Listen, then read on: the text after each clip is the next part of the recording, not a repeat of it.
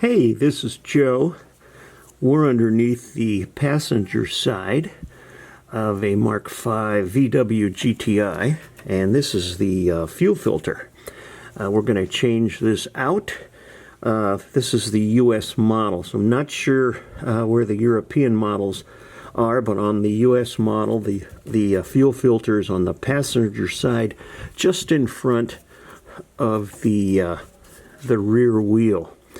And you'll notice here we have two lines, or one line here and two lines here. Actually, one line here, two lines there.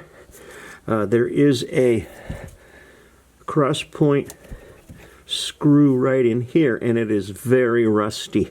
So get yourself a small cross point screwdriver and push really hard.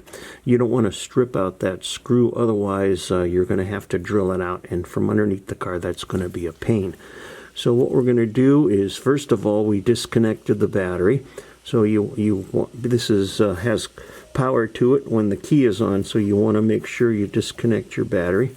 And then what I have here just off to the right is I have a drip pan. So we want to move that drip pan underneath the hose fittings on the fuel filter here, because it is going to leak. So you want to catch all that. You don't want to mess up your driveway. So let's go ahead and loosen that screw and remove it. And let's start disconnecting the fittings from the old fuel filter, and then we'll put on the new fuel filter.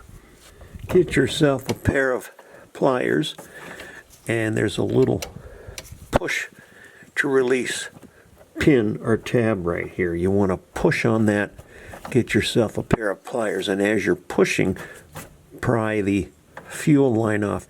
You want to take off the two rear lines first, because the single line in the front is going to be much harder to get off.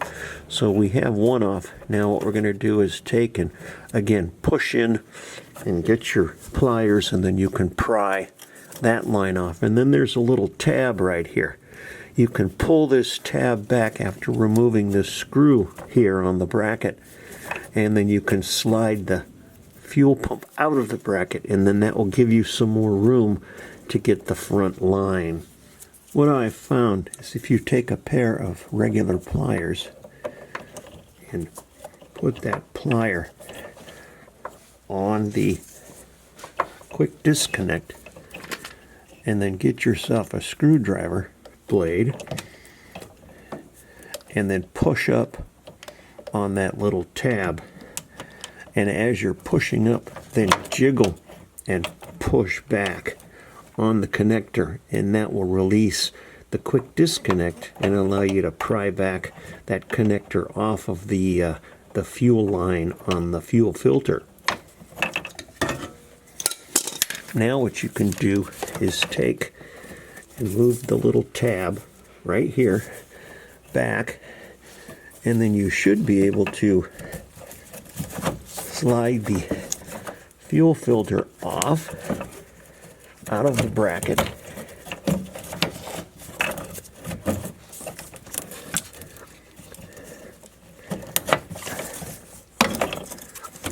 Pry down on the bracket, and then you can remove the entire filter from the bracket, and then you're left with this last single connector. What I found on this last connector, take a pair of needle nose pliers like this, and when you pinch and push down the quick disconnect connector, then you can take the fuel filter and pull it off of this hose connector right here. This one is the tough one. The other two are pretty easy. This one is a little tough. So use the needle nose pliers to push down on that little tab, and then you can then pull that off. So now we have the fuel filter out. Now we can take and install the new fuel filter, and you install it back in. Again, the two connectors facing the rear of the car, the one connector facing the front of the car, and that way you won't put the the fuel filter in backwards. You always want to make sure that arrow is pointing in the right direction. So let's go ahead and install that fuel filter now, the new one.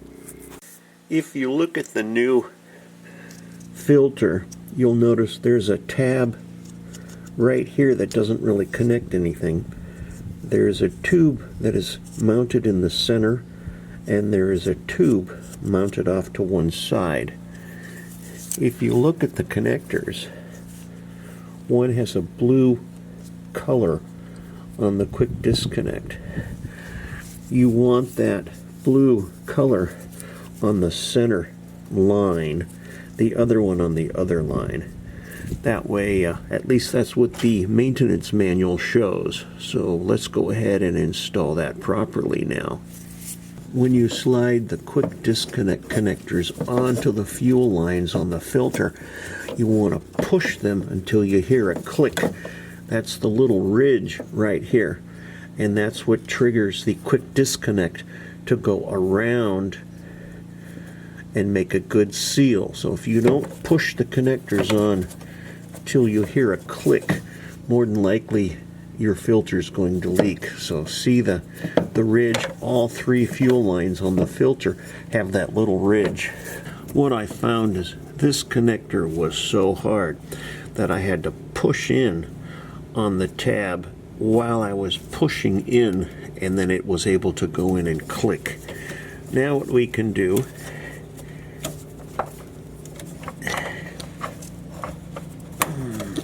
is get the filter into the bracket. Again, this tab right here will rest on the rear or front, depending on your orientation, on that fuel filter, and then we can take the little screw and screw the bracket back into the mount, and that should be it on the fuel filter. What you have to do is, once you get everything back in and fastened, you want to go in the car and you want to turn the key to the accessory position and let the fuel pump run. It has to purge itself and fill up properly. So the recommendation is to turn that key to the accessory position, wait a little bit, turn it back off, and then repeat that several times, and that's going to properly purge and put fuel into the lines again, and the fuel will then run up to the front toward the engine of the car. So you want to make sure you properly purge the fuel through the filter and up into the lines into the engine compartment. So that should be it on mounting the filter. I'm going to go ahead and put the screw into the bracket now. Hope you enjoyed this video, and we'll see you next time.